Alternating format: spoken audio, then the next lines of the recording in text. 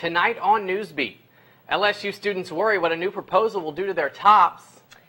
And the Golden Band from Tigerland was one of 8 collegiate marching bands chosen for a unique opportunity. And find out what it was like to be an elector during this last presidential election. All this and more. Newsbeat starts now.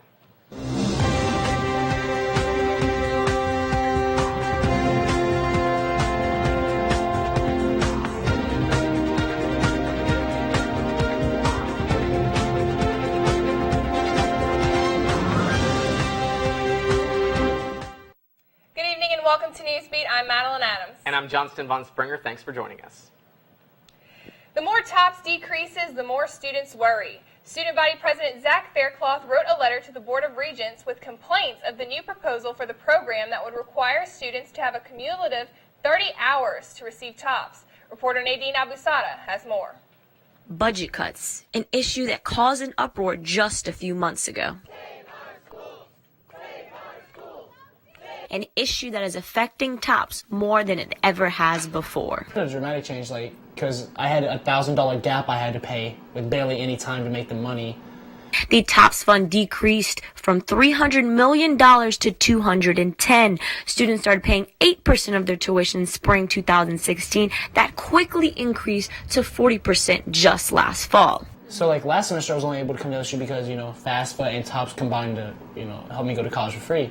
But I was left in a situation last semester where I only had barely any notice, and I was lucky to come back because, we just had to scrunch up whatever we had in money to help me go the second semester. Alvarez is one of many that worry about the future of TOPS. Student Body President Zach Faircloth spoke for his fellow students with a letter to the legislator about their proposal. My hope is that we don't move to this 30 credit hour mess. My hope is we don't do this 80, 90, 100 rule. My hope is that we don't flat rate TOPS because I think all of it is detrimental especially to LSU and to our best and brightest at LSU. The proposal was written as a plan that will take place if the legislator does not fix the $304 budget deficit. Ideal scenario is for the legislature to fully fund TOPS, but what we're trying to do is to say, okay, if there's lesser funding, what are some other options that might be viable out there? Louisiana's special session began just 2 days ago.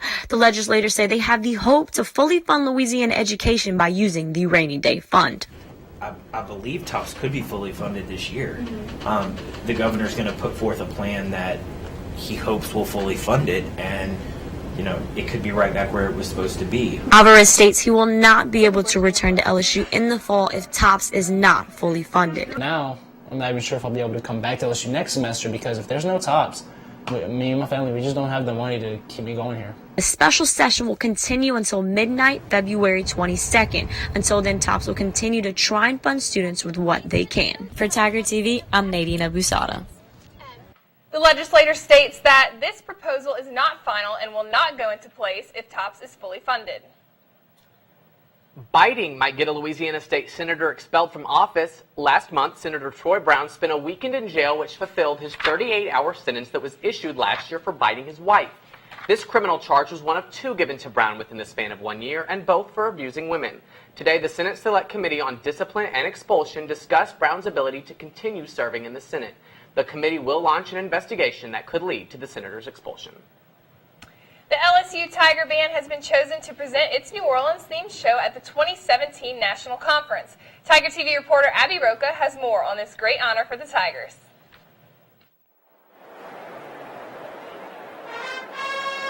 The 2016 edition of the Golden Band from Tigerland has been selected to present their show at the 2017 College Band Directors National Conference.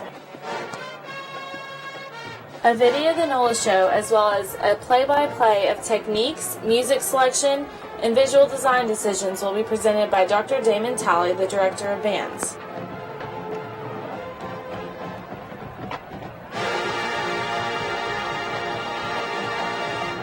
The NOLA show was a compilation of a lot of music from New Orleans. So we started off with just a call, that just happens at. A panel of expert directors viewed the NOLA show and selected Tiger Band as one of only 8 college bands to get the opportunity to showcase their halftime show. Mardi Gras is all about having fun, some good times, and jazz is about just enjoying yourself. And so when we bring those two things together, we got the New Orleans show.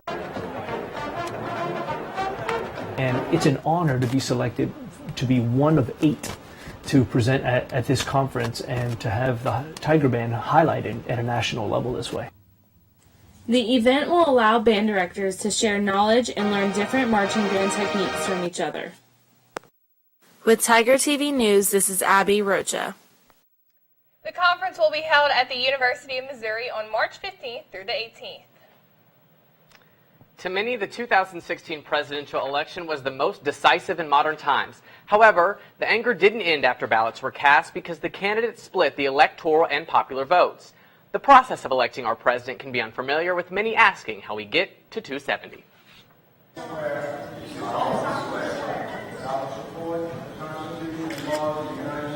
Election Day may have been November 8th of 2016, but what many don't know is that the president was not officially elected until December 19th, when the Electoral College convened. We're a public body, we just only exist one day every 4 years. Scott Wilfong has now been an elector in the last 2 presidential elections and is currently running for chairman of the Louisiana GOP. I always thought that would just be incredibly amazing to actually be one of the 538 people to cast a vote for president. So. Wilfong and his 7 fellow electors, chosen by district and by party leadership, unanimously cast all of Louisiana's electoral votes for then President-elect Donald Trump. Some of the electors were backers of other candidates. Some, were not really favorable to Trump the whole way, but they knew that, hey, this is what the state voted. So there was never any question. In the history of the Electoral College, 2016 was not the first election in which the winner lost the popular vote.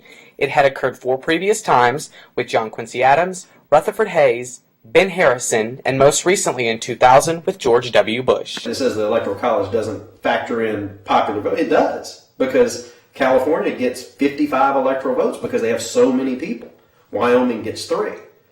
As an elector, Wilfong received thousands of letters this election cycle regarding how he was going to cast his vote. They've never been lobbied like this. No one ever tried that, to actually think to, ask the electors to change their vote. And we had in Louisiana, we have every right. There's no penalty. We can vote for any eligible person. The Electoral College is one of the most historic parts of America's democracy, and having seen it firsthand, Wilfong sees it as extremely important. It was never intended for the people to elect the president. The states were to elect the president. And the states, through its people, yes, but we are not called the United People of America. We are called the United States of America. Louisiana does not have a limit on how many times a person can serve as an elector, but Wilfong says he won't pursue a spot in 2020, instead hoping to capture the party chair in January of next year. We'll be right back after the break. Community gardens are becoming a more popular way to fight food deserts near poor communities.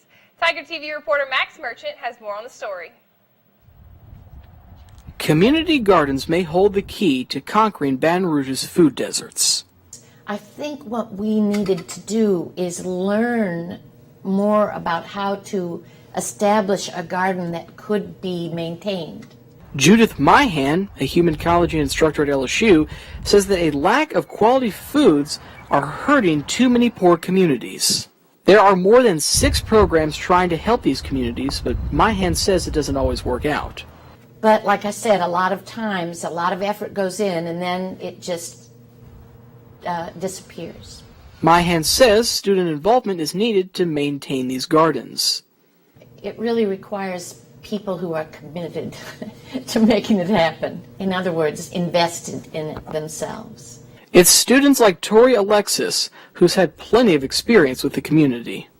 The Wellness Ambassador Program, where we work with people from inner city districts, taught them how to cook nutritious meals. We taught them how to prepare different meals. But for these communities, preparing food is as important as having it. A big improvement of the research that we've done over the summer shows that kids who've learned how to cook nutritious meals has shown a big increase in self-efficacy. And for Alexis, the effort put into building a garden is always worth it. Probably working with the kids, actually seeing them cook the meals by themselves, like teaching them what to do, giving them directions, and actually seeing them work as a team, preparing the meals, that was always like one of the best things I've seen. With Tiger TV, I'm Max Merchant. Volunteers continue with their efforts with the hope that people stay full this spring. We have more Newsbeat right after the break. Don't go anywhere. Well, that's all the time we have for today, but you can keep up with us on social media and on our website at lsunow.com. Have a great evening, Tigers.